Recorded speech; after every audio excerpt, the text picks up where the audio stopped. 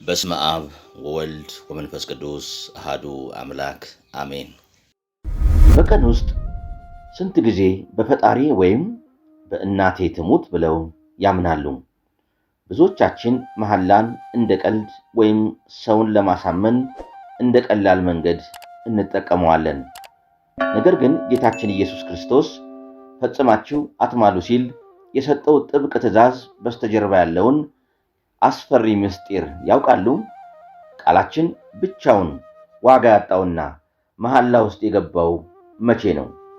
ዛሬ መሐላ ለምን እንደተከለከለና በቃላችን ታማኝ መሆን ለምን እንደቀረብን በዝርዝር እንመለከታለን። እንኳን ወደ ቻናላችን በሰላም መጣችሁ። ዛሬ የምንወያይበት ርዕስ በብዙዎቻችን አንደበት የለመደውን ነገር ግን በመጽሐፍ ቅዱስ በጥብቅ የተከለከለውን የመሐላ ሕይወት ይሆናል። ከነዚህ የወጣ ከክፉ ነው የሚለው የጌታ ቃል ምን መልእክት አለው? ዛሬ ከልማድ አልፈን የምንናገረውን ቃል ክብደት የምንመዝንበት ትምህርት ይዘንላችሁ ቀርበናል። ዛሬ ከልማድ አልፈን የምንናገረውን ቃል ክብደት የምንመዝንበት ትምህርት ይዘንላችሁ ቀርበናል። ለቻናሉ አዲስ ከሆናችሁ ሰብስክራይብ በማድረግ ቤተሰብ ይሁኑ። አሁን በቀጥታ ወደ ዝርዝር ነጥቦቹ እንለፍ። ጌታችን ኢየሱስ ክርስቶስ መሐላን አስመልክቶ ለደቀ መዛሙርቱ እንዲህ በማለት አስተምሯቸዋል። ደግሞ ለቀደሙት በውሸት አትማል፣ ነገር ግን መሐላዎችን ለጌታ ስጥ እንደተባለ ሰምታችኋል። እኔ ግን እላችኋለሁ ከቶ አትማሉ። በሰማይ አይሆንም፣ የእግዚአብሔር ዙፋን ነውና፣ በምድርም አይሆንም፣ የእግሩ መረገጫ ናትና፣ በኢየሩሳሌምም አይሆንም፣ የታላቁ ንጉሥ ከተማ ናትና። በራስህም አትማል፣ አንዲቱን ጠጉር ነጭ ወይም ጥቁር ልታደርግ አትችልምና። ነገር ግን ቃላችሁ አዎን አዎን ወይም አይደለም አይደለም ይሁን። ከነዚህም የወጣ ከክፉ ነው። የማቴዎስ ወንጌል ምዕራፍ 5 ቁጥር 33። በኦሪትም ሕግ መሠረት ሐሰት አይሁን እንጂ በመሐላ መጥራት ይፈቀድ ነበር። አትስረቁ፣ አትካዱም፣ ከእናንተም እርስ በርሳችሁ ሐሰት አትነጋገሩ፣ በስሜም በሐሰት አትማሉ፣ የአምላካችሁንም ስም አታርክሱ፣ እኔ እግዚአብሔር ነኝ። ዘሌዋውያን ምዕራፍ 19 ቁጥር 12። በብሉይ ኪዳን ዘመን መሐላ የተፈቀደው አረማውያን ጣዖት አምላኪዎች በጣዖታቸው ይመኩና ስሙንም እየጠሩ ይምሉ ነበረ።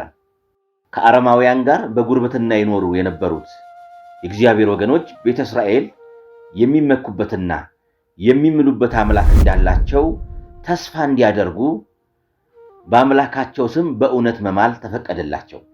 ስለ ሕዝቡም በሙሴ ሕግ አምላክህን እግዚአብሔር ፍራ፣ እርሱንም አምልክ፣ በስሙ ማል በሚል ትእዛዝ ተሰጥቶታል። ዘዳግም ምዕራፍ 6 ቁጥር 13።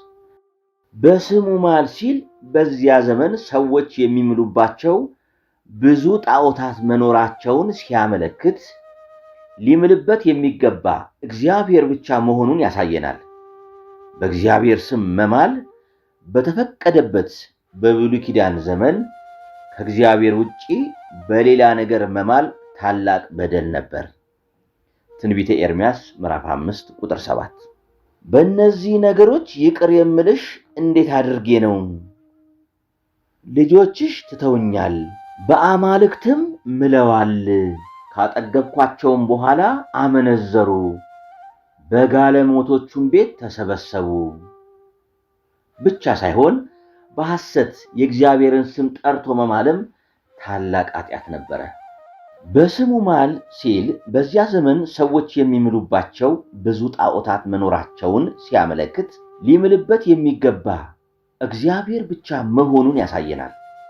በእግዚአብሔር ስም መማል በተፈቀደበት በብሉይ ኪዳን ዘመን ከእግዚአብሔር ውጪ በሌላ ነገር መማል ታላቅ በደል ነበር።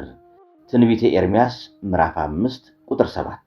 በእነዚህ ነገሮች ይቅር የምልሽ እንዴት አድርጌ ነው?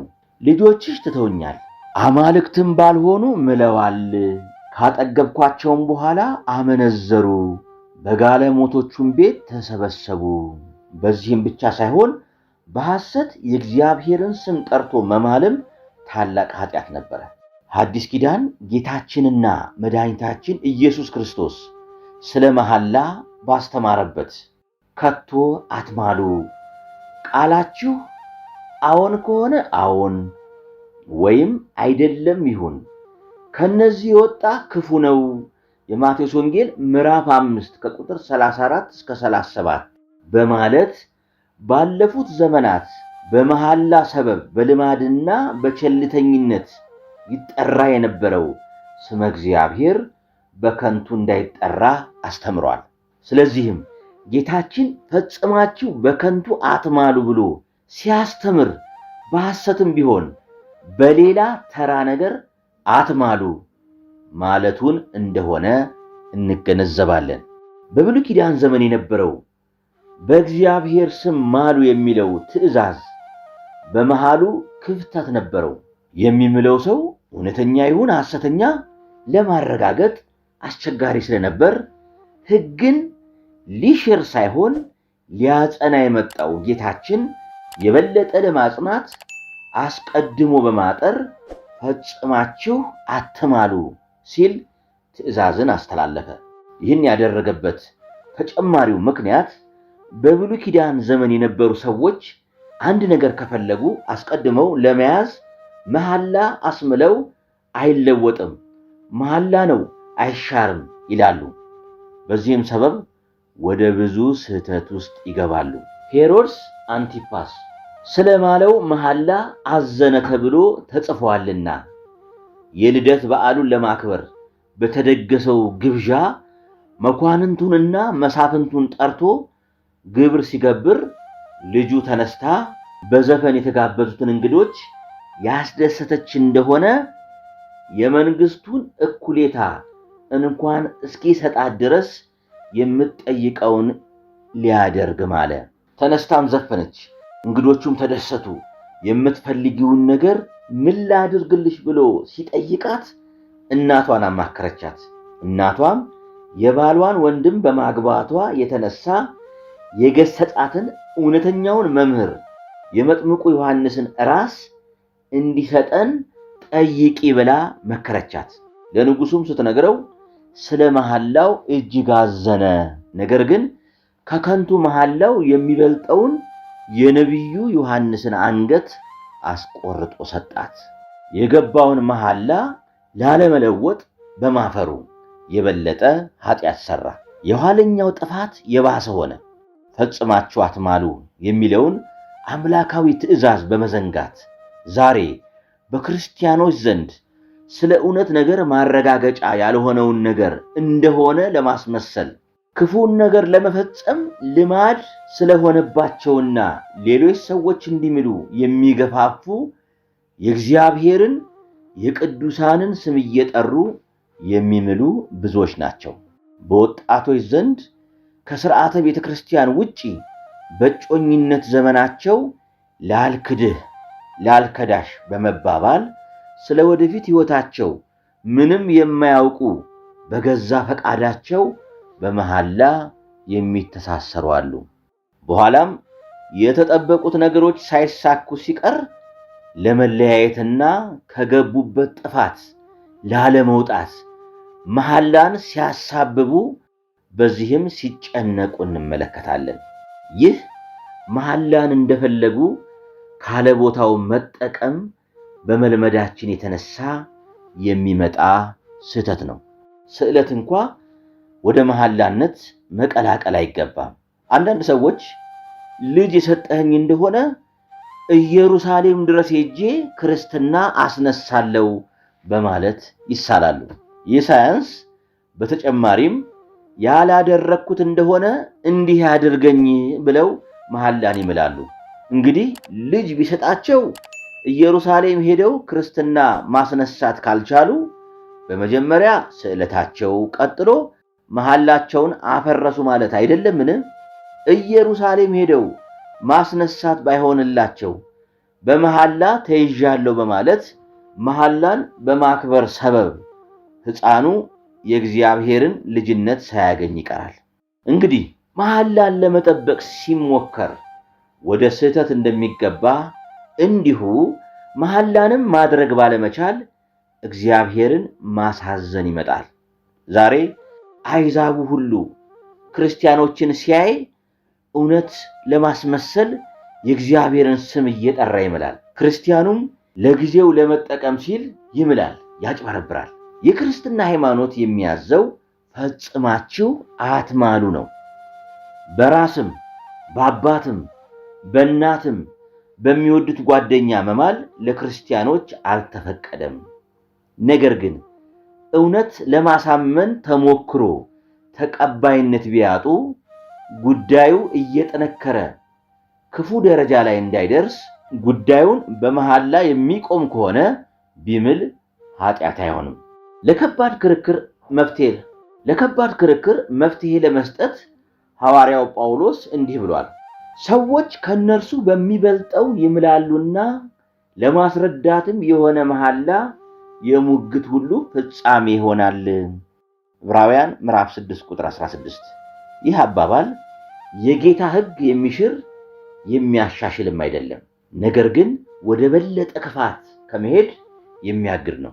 በልማድ በተወለዱበት አካባቢ ባለው ታቦት ስም የሚምሉ ብዙዎች ናቸው። ፍቅራቸውን፣ ውዴታቸውን የእግዚአብሔርን የቅዱሳን ስም በመጥራት በመማል የሚገልጹ የሚመስላቸውም አሉ።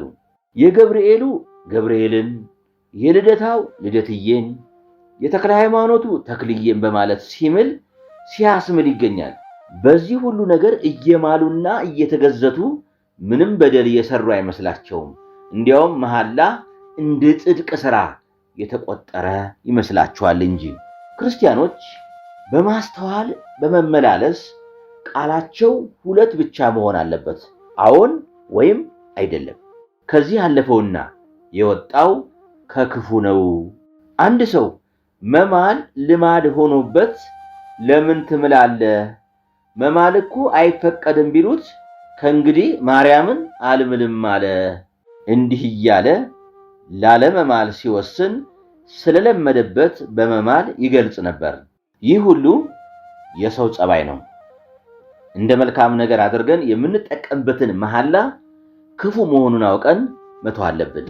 ለማጠቃለል ያህል ፈጽማችሁ አትማሉ የሚለው ትእዛዝ ከሃይማኖታዊ ግዴታ በላይ የሰው ልጅ ወደ ቀደመው ክብሩና ታማኝነቱ እንዲመለስ የተሰጠ መመሪያ ነው።